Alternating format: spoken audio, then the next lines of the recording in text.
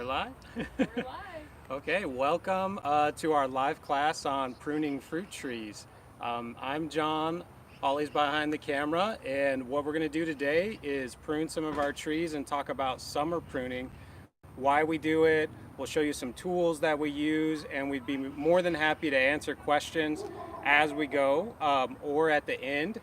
So while we're waiting for some people to get on, if you can find it, please send us a message in the chat just saying what your name is and where you're tuning in from, and if there's a particular question that you'd like answered as we do the class, because the nice thing about a live class is we can customize it a little bit, and we'd be happy to do that, try to answer questions for things that we know the answers to, right? So again, thanks for tuning in. Right now we're in front of two pluot trees, and these have already been pruned. We thought that would be a nice way to start, to see an example of kind of the finished product of summer pruning. So just to give you an idea, I don't know if any of you have seen any of the pictures, but these fruit trees were out to here before I pruned them. I don't know if you can hear me as well when I move away from the mic, but the trees were already taller than I wanted them to be, and they were starting to fill up this space. So one of our objectives of summer pruning is bringing the trees back and managing them in the space that we want. And traditional pruning, should I talk about when to prune and that kind of thing? Traditional pruning would have us prune typically when the trees are dormant in March, and February is when we usually do it here in Utah. And we prune then too, but the benefit of pruning now in the summer is that by taking a lot of that growth out, you can really keep the tree smaller. You can keep the tree smaller and kind of in the space that you want. Just real quick on how that works. Anytime you prune, you're stimulating new buds and new growth, okay? But when you prune in the winter, a lot of the tree's energy is stored in the roots. But when you prune in the summer, what happens in the spring is the tree sends out a new flush of vigorous growth in the spring, because it's like, I need to have leaves to photosynthesize during the season. So it puts a lot of energy out into the growth, and sometimes you see huge shoots go up in the spring. If you wait until after that vigorous growth, like now into June, we like to prune around the summer solstice, and then you take some of that out, what you're doing is removing some of the vigor. So the tree can now, it's like, well, there's only so much of the season left, so I don't have a lot of chance to send new shoots up. And it still does. When we do this pruning cut like this, we'll still get some new shoots. But a lot of times you could open up, you can keep the tree smaller, number one. But the other thing that we're doing with summer pruning is letting extra light and extra air circulation into the middle of the tree. These are pluots, like I said, so it's a plum family, stone fruit. A lot of times they get really crowded in the middle. So pruning in the summer is an opportunity to get better air and light circulation. So you can see here, we've really opened it up. So you've got a lot of light, and then we got a few fruit. These trees aren't very, very old, but you can see there's a pluot here. A couple pluots there. That probably should have been thinned out, right? But we got pluots in here, and now the tree has the rest of the season to focus on the fruit. It'll send another shoot of growth, but really we don't have a lot of space here. And this is kind of our ultimate experiment in how to keep trees small. So did we get any chats yet? No questions yet. No questions? Did you already say why we wanted it to be small? Oh, one reason we want them to be small, well, there's lots of reasons. Number one, we want to make the most use out of our space, right?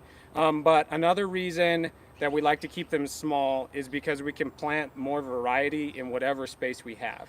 This is a really good example of that. Stone fruit in particular tend to ripen all of their fruit usually in like a 3-week period, right? So by having 2 trees in the space of 1, instead of a bigger tree ripening all its fruit in 3 weeks, what we can do is stagger our harvests. So this one, I believe, is Dapple Dandy, and it will start ripening its fruit earlier than this one. So you can plant early, mid, late season varieties, and then you can stagger your harvest. So especially with stone fruit, the shelf life is not very good, right?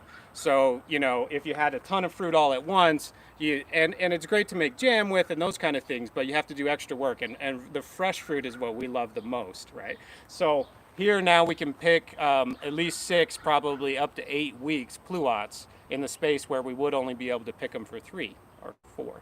So that's one reason we like to do that.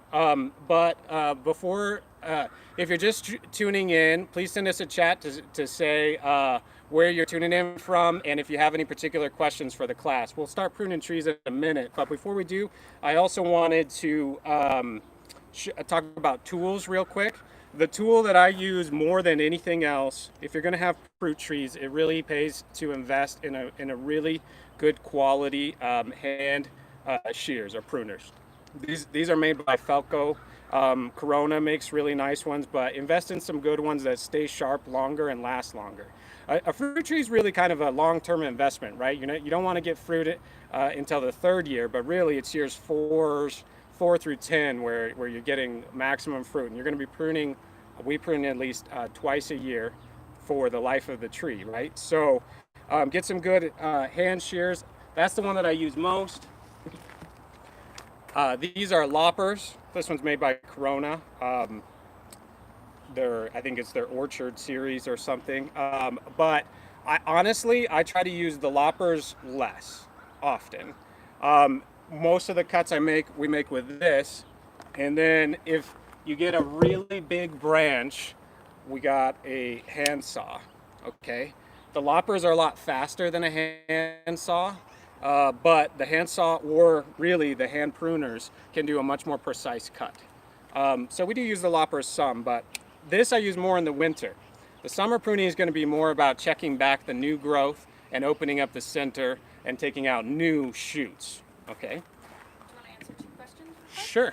So we got, are you worried about disease pruning this time of year? No, particularly in our climate in Utah. If you happen to be tuning in from a wetter climate, perhaps, but now in the growing season, the nice thing about pruning now actually is that the tree is actively growing, so it heals the wounds faster actually than it would in the winter. But that's a really good question. We kind of prune anytime. The months that we avoid pruning are September, October, November, December. Later in the fall, just because the tree's trying to get ready for dormancy. So we don't want to necessarily stimulate new shoots.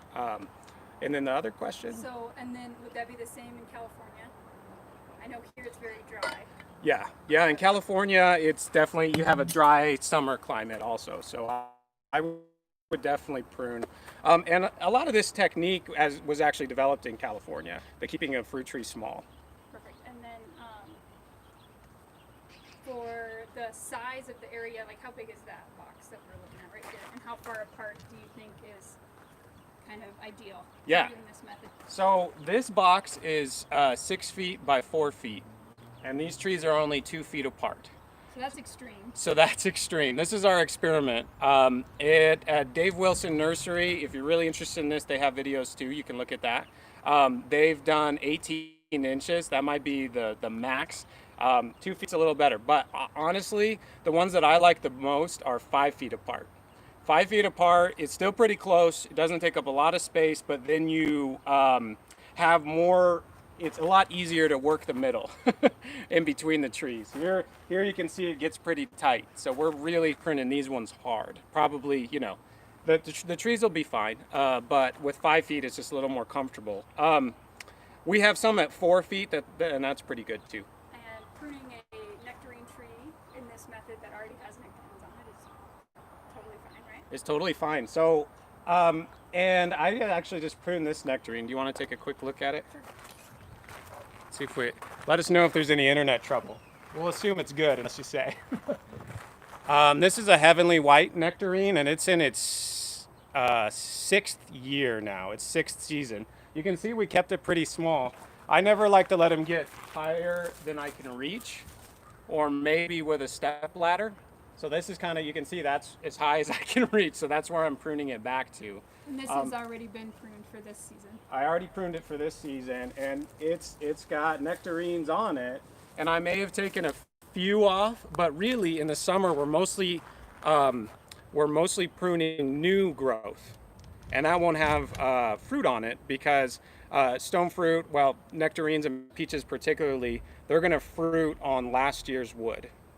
Okay, so that's down here. Let's see. It's kind of hard to see in there. Is it too hard? But this is maximum size. This is maximum size that I would want a fruit tree to get. So this is last year's wood right here, and you can see there's a nectarine hanging off of it. And then this is this year's growth, and these shoots would have been probably about 3 times longer, and then I pruned them back to there. So if you have an older tree, what are the rules on that? On an older tree, if you want to try to get it back smaller, that's really a challenge. But you would do kind of the rule of thumb, and you could experiment with this, is that you don't want to take more than 1/3 of the growth off in any particularly pruning event. So take it back 1/3. So you look at the new growth and you take 1/3 of the new growth, not 1/3. No, of the whole tree, tree. So you look, I mean, that would be one way to start, but if you're only taking 1/3 of the new growth, you're never getting it smaller, right? So if you have a big kind of out of control tree, here's how I would attack it. I would say it's going to be a 3-year process. And the first year I would take 1/3, maybe push it to 1/2, because you're going to get a new flush, right? And this is in the summer. This is in the summer. I would prune it again in the winter, but in the winter I would take out the old branches that don't look as healthy, open it up a little in the winter, but in the summer is when you take the most of it off. But kind of think of it as a 3-year process. I'm going to take it down 1/3 each year. And I would be cutting not only new shoots, but old shoots. Okay, and then in those 3 years, I would plant another tree, a nice, fresh, a small one somewhere else, you know, to start fresh and try to keep it small from the beginning. Cool. Is that all the questions for now? Okay, so I talked about the pruning tools. For those who do want to start a new tree, just because I left it over here, 2 more things to show you. This book is called Grow a Little Fruit Tree. I also have the American Horticultural Society's Pruning and Training book, which is awesome. This one's really cool though for a beginner, especially because it's really written for somebody who doesn't have experience. And it kind of walks you through the technique of what the short fruit tree method is, and then how to make the initial first year cut. But you can check that out. Let me know if you have questions on that. You can send us an email or throw it in the chat. One other thing that's really important is some sort of disinfecting. These are handy, so we use Clorox disinfecting wipes, but you can use alcohol and dip your pruner, something like that. I do that in between every tree. So if you have more than one tree, that's really important because you don't want to spread disease from one to the other, especially in a time of the pandemic, right? So when we go These are kind of hard to get, right? They are. Go ahead. When we go over to the other tree, let's show the difference between new growth and old wood, okay, so you can tell the difference. Sure. And then do you have a type of tree that you recommend for this process as the easiest to manage and keep small? So if you want to grow a little fruit tree kind of like this, like if you want to grow with an open center, I think a peach is a good choice. Or you could go with a plum. But this summer pruning we also do for apples and pears. Apples are kind of nice. And it's just as easy? But the only difference with apples and pears is we do, instead of a open center, which I was showing you there with the pluot and the nectarine, instead of an open center, we use a pruning system called a modified central leader. So it's not that it's necessarily harder, it's just a little less intuitive at the beginning. And we'll show you, if we have time, we can show you one of those in a minute. So that's for apples and pears. So this tree here, I haven't pruned this season, and this is an almond tree. So it's a little bit different for us than a stone fruit. because I don't mind if it gets a little bit taller. But it is in the stone fruit family. If you've seen almonds, they actually resemble peaches. They have the peach fuzz on the outside, and they look a lot the same. So the pruning technique is the same. It's an open center, okay? And we'll kind of do that now. And this tree, what is it, 2020? Yeah, we planted this tree 2019. March of 2019, bare root and dormant, we planted the tree. And I did prune it some last year.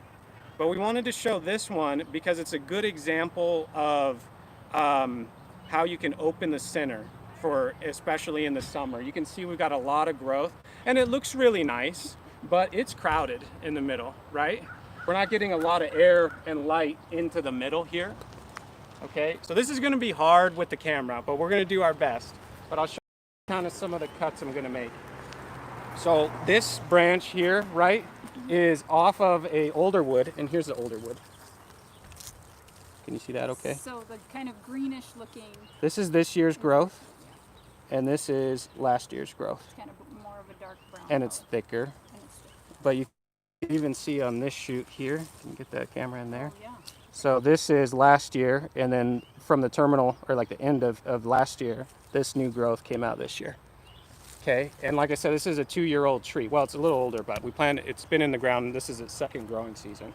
But this one, you know, it's growing off of a scaffold branch that's going this way, but then it's headed back towards the middle, right? And it's pretty vigorous. So to keep the tree small, and with almond, I don't necessarily need it to be really small, but we have it kind of designed in this foodscape area. I don't want it to overgrow either, right? So we are going to keep it pretty small. But what I'm going to do, you're not going to be able to get the camera in there, I don't think. But we'll show a cut in a minute. This one is like the first one I'm going to take out because it's right in the middle. It's not going outward to make it open, right? So I'm just going to cut right all the way back to that older wood. If you hang on a second, I might be able to. You want me to try to move it? There you go. Get the branches out of the way. So I'm going to put my pruners right there and cut that dude out. Not bad? Okay. Not great. Not great. So right now I'm just going to focus on opening the center. Okay. Are you cutting at where the new growth starts, or are you? Yes, I'm cutting it back, like not all the way flush to the old growth, because you like, but there's kind of what's called a collar on the branch. But I took that entire. This was the entire shoot. Okay, that's called that. Like if you want the term, that's called a thinning cut. Okay, because we're taking all of the growth out. All the new growth. We'll focus on thinning cuts now, and then we'll move to heading cuts in a minute, which is a different kind. But first, my first thing I like to do on a young tree like this is kind of walk around it, look, and start thinning out the middle and getting more air and light. And that I do with thinning cuts. Okay. And feel free to shoot more questions if you want. But I'm just going to start pruning, and kind of I'll talk as we go. But if you have a question, then we can pause.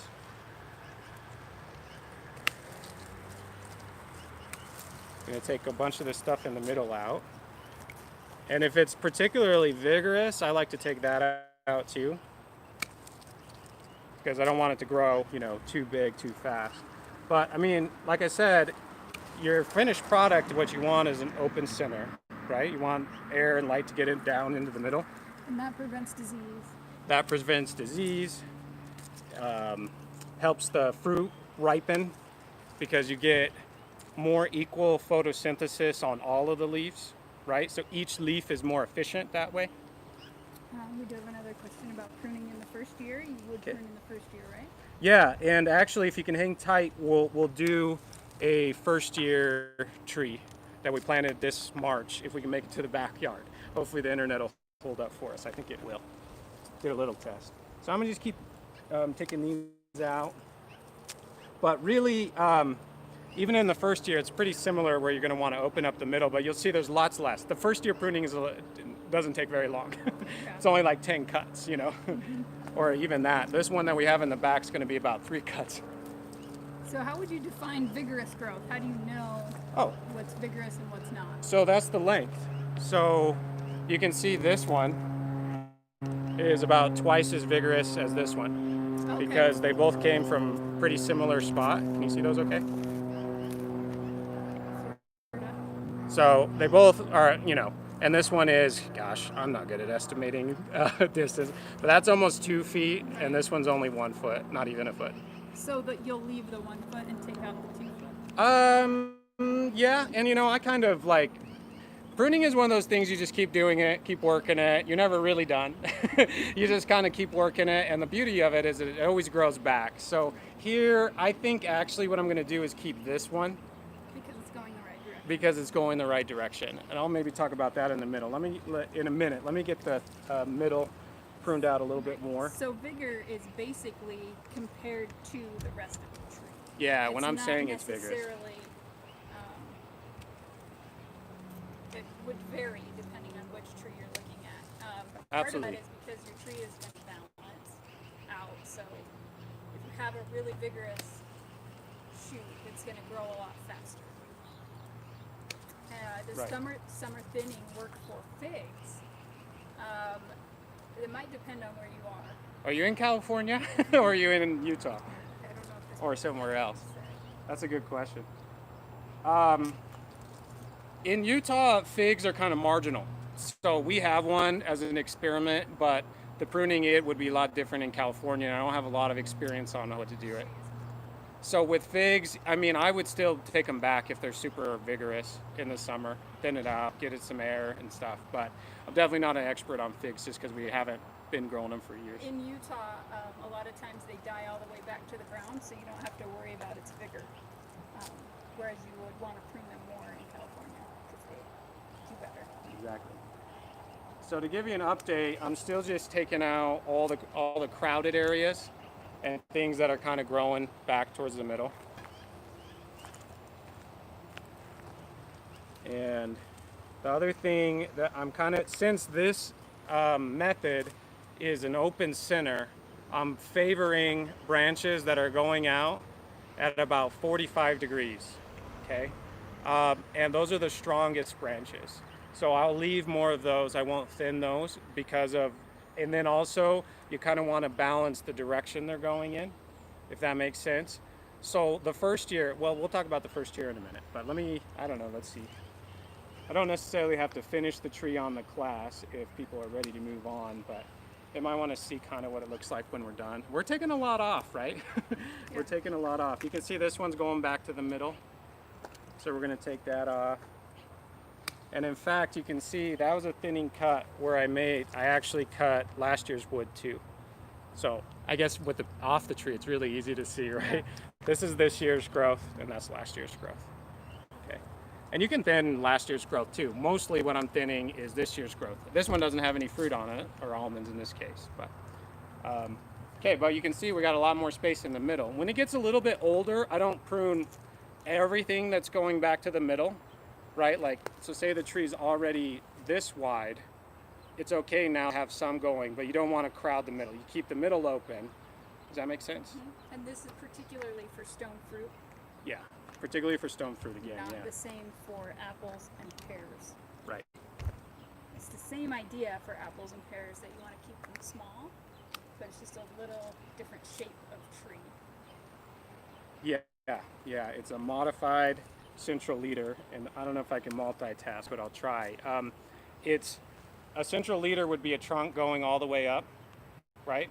And then instead of having the heading cut and the open center all the way at the bottom, imagine there's an open center about this tall. Okay. And then there's scaffold branches lower, a trunk, and then scaffold branches higher as well. A central leader would just have the main trunk going all the way up, and like that guy right there is one. Okay. So I'd probably do this a little slower, but you know, we got, how many trees do we have now? We've got a lot of trees, so I don't want to spend too much time on each tree. Heading cuts. Okay. So once you have it kind of shaped, right? Yeah. So I'm going to take, we talked about these ones. This is a good example to do a heading cut. I'm going to take this off, this whole branch. Sometimes you can make one cut and do a lot of thinning all at once, right? So this is that was technically a thinning cut. Can you maybe try to show where I cut it here? So I cut back, and that could actually be a little bit closer.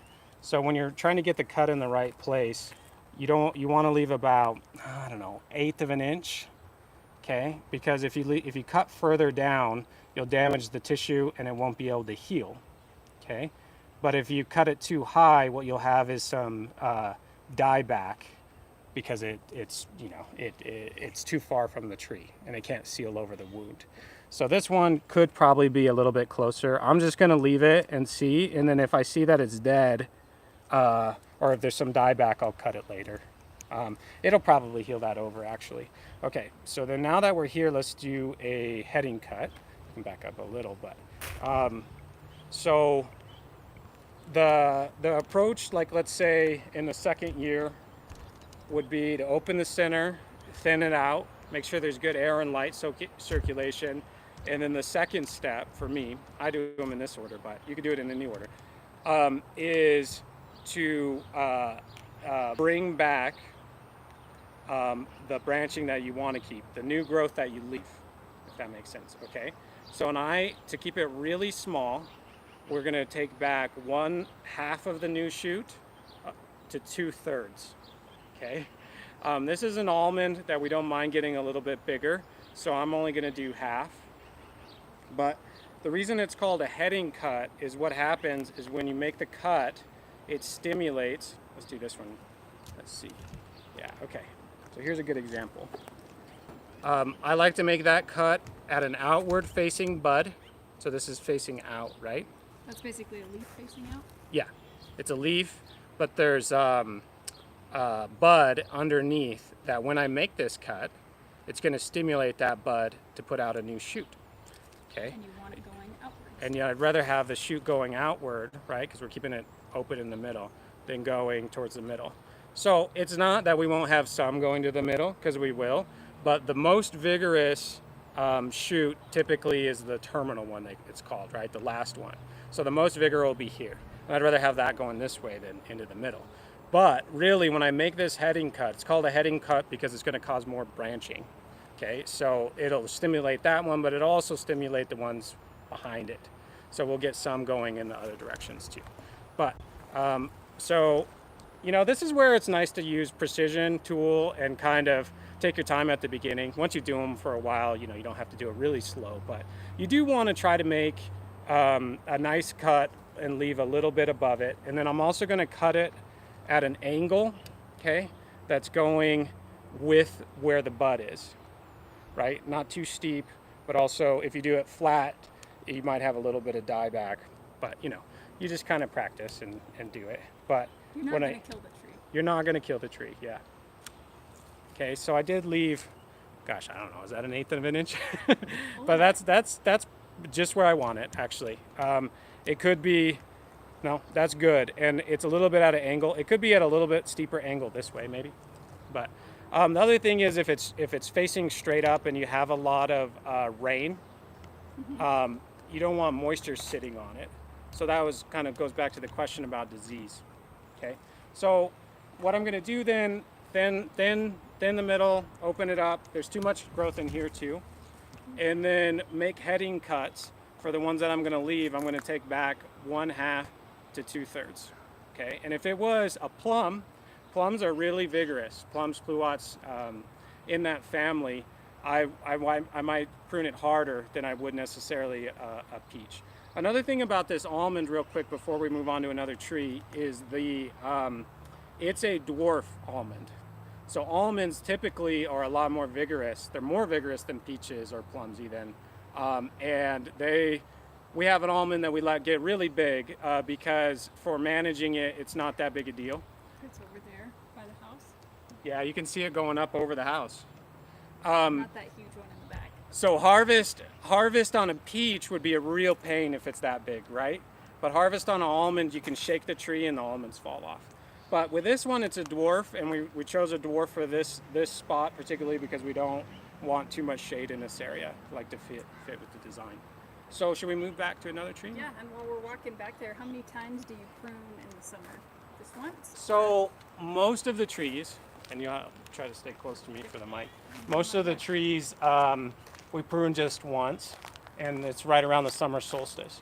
So yearly, we mostly just prune twice a year.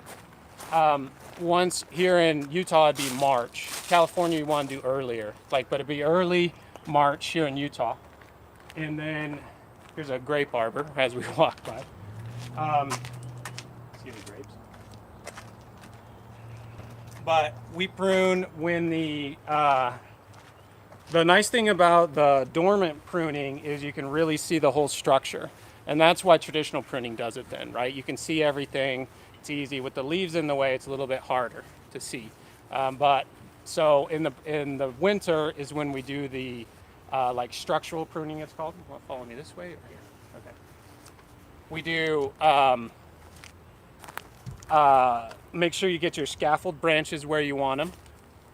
And then we also, if there's anything that's just a big branch that we want to take out, we do that in the winter. The one exception, so to go back just real quick on the question about how many times a year we prune. If we prune, most of the pruning is right now, and then late winter, really early spring. But if I see something that I don't like one branch growing way too vigorously, I'll just cut that off. I kind of habitually walk around with my pruners on. And the other thing that we do more often than just once is we prune and manage our espalier fruit trees. So I don't know if you can see, but this row here, and well, actually on 3 sides of our property we have espalier. So these haven't been pruned yet for this year, so they're in need of some pruning. But those we do prune a little bit more often, but most of it's still right now. Like I've been pruning espalier, and we'll come back maybe in a month or two. If for the one, or at least whoever from California, you have a longer season than we do, so you might need twice in the summer if you want to keep them really small like these. So these trees here, these are all stone fruit, and they are, let's see, they're already 4 years old, and I haven't pruned them this year, and they're only this high. So it takes some aggressive pruning to keep them in this space. We don't have a lot of space here. We're kind of pushing our limits, you know. It'd be nice to give them a little more space and still try to keep them small, but kind of wanted a lot of tree. I bet it's hard. Oh, well, do you want to walk over a little real quick? Maybe. You can't see it. That's all right. We could, we'll show you a couple other trees in a minute. Before we go, let's see if we can work on this tree. Should I kneel for this maybe? So this is a nectar plum that we planted this March. So this is really all the new growth that we have. With a different variety, like say a peach or a plum, we might have more growth and more shoots in your first year. So if you're looking at this thinking, oh, they don't have a lot, that could be partly because of what it is, the variety. But when you're starting out, and the book details this if you want to check that out, when you're starting out, my favorite way to start with this method is a bare root fruit tree planted late winter. And then it doesn't have any branching. Well, it might have a little bit of branching on it, but it's a really young tree. And then you can start really small. And notice how low these scaffold branches are. They're really low. So what we did, and it was maybe this tall when we planted it, what we did in March was make a cut, bringing it down to about knee height, 18 inches. And in this case, we actually didn't get buds right below that. We got them lower. Luckily, we got some. But the approach now, if it's your first year tree, what I would do is pick your favorite 3 to 4 scaffold branches. This actually worked out perfect because we have 3 and they're kind of radiating in directions that we want. So we got lucky. Most of the time we don't get this lucky, okay? So we might have 6 and some of them like 5 of them might be going this way. So what I would do there is only pick 3 and have them kind of going in opposite directions. You want them radiating out if you can. And then what you're gonna do is cut the rest off and leave just the 3, okay? And then that's going to be your scaffold limbs for the future of your tree. So if you have 10, I mean, really take them back to 4. Like that's important because I don't know, you know, a lot of times we know people that have peaches or nectarines, and this happened to us once even. When they have that heavy fruit load, they'll sometimes branches break, right? And you want to establish really strong scaffolding branches from the beginning to avoid, you know, breakage. But anyway. So will you just point at, that was the pruning cut you did in March? This cut I made in March. And it's actually surprising. What happened is this one was already starting to break dormancy when we planted it. So it had some leaves up here. So the reason I bring that up is typically when you make that pruning cut, if it's totally dormant, you have branching this whole length. And that's the idea. You want the branching here as opposed to here. So maybe tip up for just a sec. Like if you leave the tree this tall with your scaffolding, think about it, your fruit now is going to be here. Like, you know, I don't know if you can see it in the camera, but it's going to be way up there. The lower you start. The lower you start, the lower your fruit. And it's just so much easier to manage when the fruit's down low. And no, it's not like the, you know, a traditional tree, you got a nice trunk and you can sit under it and there's shade. But we're growing this for the fruit. And we want it to be the absolute best fruit possible. And you can manage it a lot better when it's lower, makes picking a lot easier, any kind of pest management, etc. So that's why we want the branching really low. So what we're going to do here is, if it's your first year tree, you pick the 3 to 4 scaffold branches that you like best and you cut all the rest out. So say I was leaving these 3, I would cut back all the branches that are going off other directions here. All the way back to that trunk. All the way back to the trunk. And this, we don't want this trunk. You can see it's dying. Well, it's already healed its wound, so this isn't like dead yet. But there's no reason to leave this now because we've got our 3 scaffolds that we want. So the first thing I'm going to do, and this, you can see it's a little thicker, so you want to make sure your hand pruners are really sharp, or this would be an opportunity to get out the pruning saw or the loppers. But we're going to make this cut right here and take all of this out. Okay. I kind of wish it had branching all on this because it's usually kind of drastic for people to see, but we're going to prune all this out right here. Probably needed 2 hands on it. So you can see here, I don't know, maybe you can. Can you see in there? There's some sun. Yep. So this is, I would cut it back definitely to a live material. Can you see the green there? A little bit. That's the cambium layer. That's how you know, if you see that green, you know that you've cut to live material. Yeah, you want to do that so that the tree can heal. Okay, so we pruned out, let's just pretend that you've got a lot more scaffold branches or a lot more shoots. You prune out all the ones you don't want, you keep these 3, and here's where we're going to do one more time, pruning it back by 1/2 to 2/3. Okay, and this is in kind of a hedgerow, so I want it to match the other ones if I can. So you can see here's a scaffold branch with some, these are Blueberries actually, plum hybrid with cherry. So you got a scaffold here and a scaffold there and a scaffold over there. Hard to see. But the other thing, when you're picking these, one other thing I didn't mention, if you do have options, try to find one that's 45-degree angle if you can. Since this space is so tight, it's okay that they're a little bit more upright, but you don't want them to be going straight up. So in fact, this one's a little too straight up for me. So what I'm gonna do is put a little bit of a, gosh, what are those called? You could put a spacer where it pushes it to make it more horizontal. Or what we usually do is hang something on the ground, like use a wire and pull it down a little bit. With a water bottle. Like with a water bottle is what we've done, but you could do anything. That's just because that's what we had. It makes it less vigorous, right? The more upright the yeah, good point. So the more vigorous, or excuse me, the more upright, the more the tree's going to want to grow for height and less for fruit.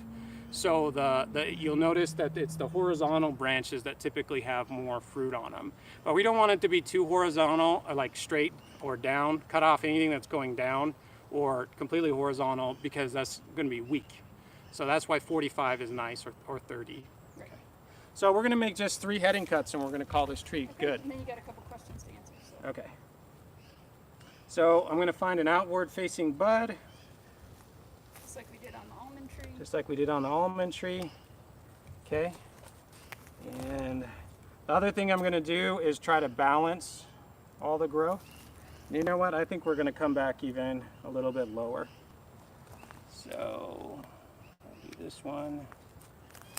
And so here's a side shoot. Can you see that okay? Yep. Here's a side shoot. Mm-hmm. So you can make a heading cut right here. Okay, and if you really want it to grow horizontal, you can see now this shoot, that'll stimulate this shoot to grow more vigorously.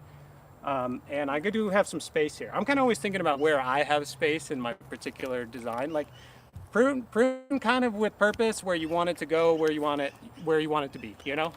So make those cuts. How you want it to look. And then the other thing I want to do for these limbs is balance them. So this one you can see was the most vigorous. The other way to tell is because it's thicker. It was longer too before we pruned it, but it's thicker. And I like to prune kind of all back to the same height, right? But a So more vigorous one, you might prune a little shorter. this more vigorous one you can prune a little shorter. Sorry, yeah, that's where I started saying. So the trouble is I don't have the outward bud that I liked, right? No, I was going to forget to say it. So I'm actually going to take it all the way back there, and then I'm going to prune this guy too. Let's say here.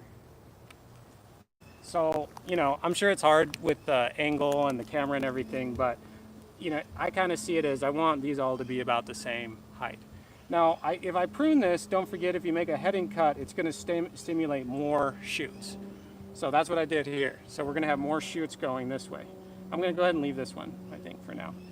But, you know, don't overthink it. It's easy to do that, and when you're first getting started, you do it. I did it a lot. You know, it's been a lot of time. But the more you do it, the easier it gets, because you can see your cuts that you made last time and kind of say, oh, okay, well, then it grew this way. So learning to prune is just about doing it, really, right? Okay, so any questions? Yeah, so if Can someone I has stand up? more mature peach tree and it's pruned to a central leader at the moment, can they switch it to open center now? And how would they do that? Well, that's a tough question. It probably not. If you could successfully get the saw in there, and if you took out the leader and found some good scaffolds and you weren't pruning out more than a third of the tree by making that big cut, hypothetically, but know that when you do that, you're going to get a lot of what's called water sprouts, even if you do it in the summer. In the winter, you'd get even more vigorous growth, so the summer would be okay. But what'll happen is the tree will respond thinking, oh, I lost a big part of my photosynthesis potential, so it'll shoot out big shoots. So if you've ever seen trees, like there's apricots in our neighborhood that have been kind of topped. Oh, yeah. There's always trees that have been topped somewhere, and you see they have a bunch of what are usually called water sprouts, where it's these just ton of branches all going upright. So straight up, yeah. And that's kind of what I would worry about if you were trying to change a central leader peach to an open center. That doesn't mean you can't try to thin out the middle, so I would maybe focus more on that, getting more air and light into the middle of the tree. And then plant a new peach and start like this. How long do peaches live? They're not as long-lived, shorter than apples and pears, for example. I mean, but still, we're talking 15 years of really good health, but 20 to 25. You know, sometimes there's ones that are even older.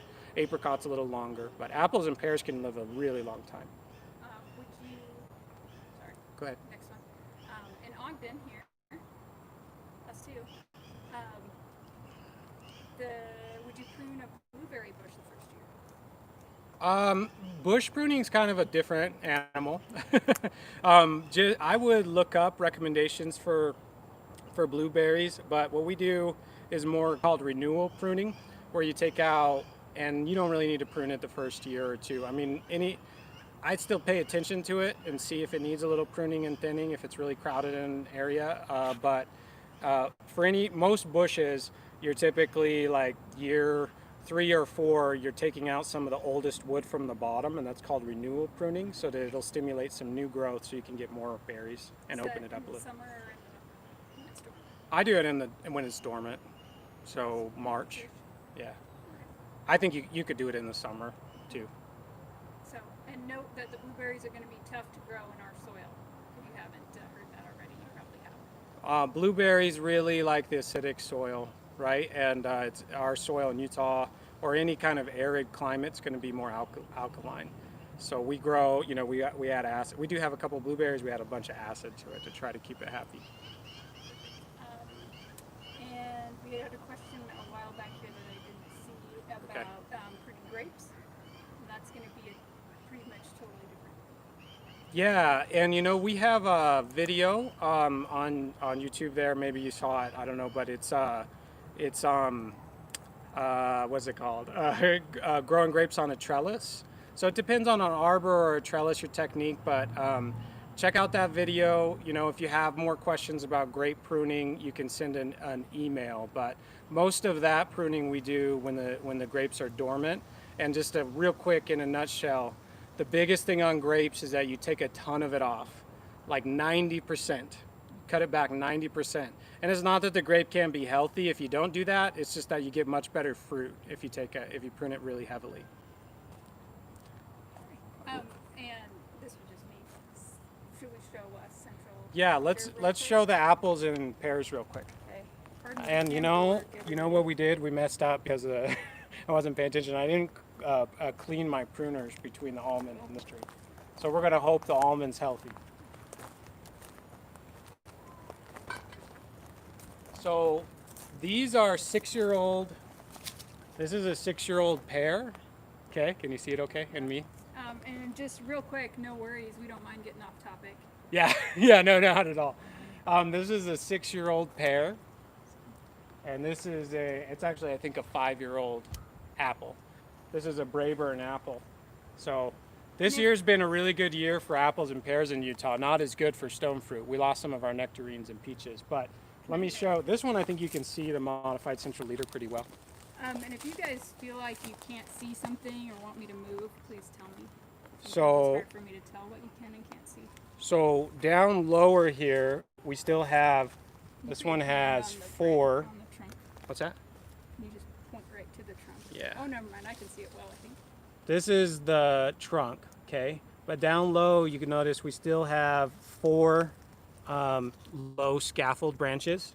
I don't know if you can see them too well, but there's one here and there's one here. You get the idea. Mm-hmm. Still got the low scaffold branches, and you can see it's an older tree. Like I said, this is its 6th season, so these are getting pretty thick. But then we have a trunk that comes up, and then this is the modified central leader part, is where this is about 5 feet high. Maybe not even, right?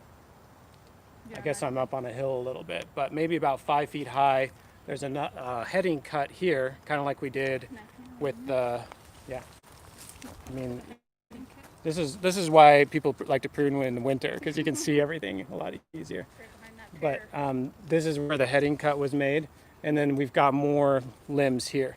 But the middle of the trunk is pretty much open. I left a couple spurs here for some flowers, for maybe some fruit, but everything else is open, okay?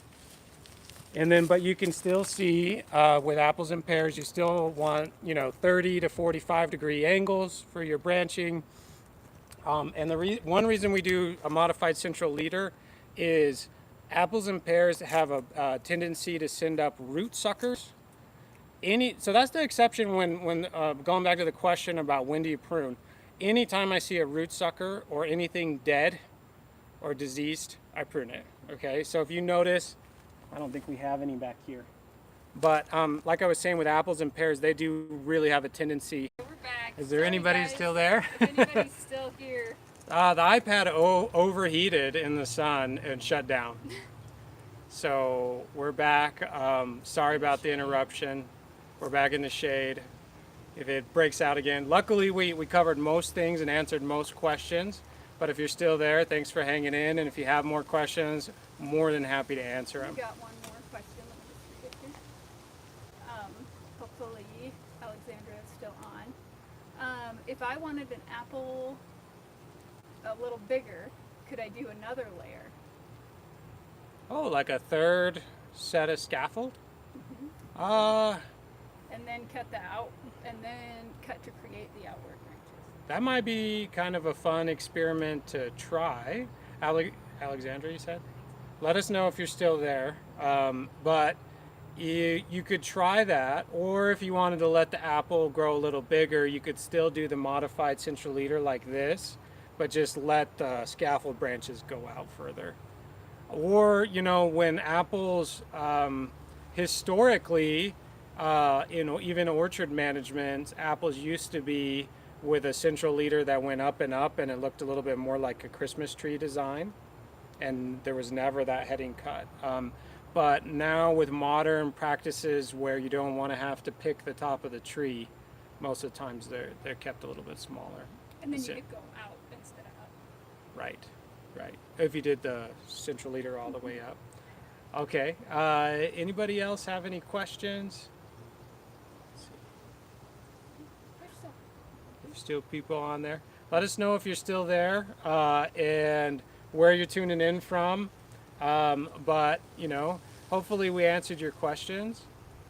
And you got an idea of how to do some summer pruning for size control.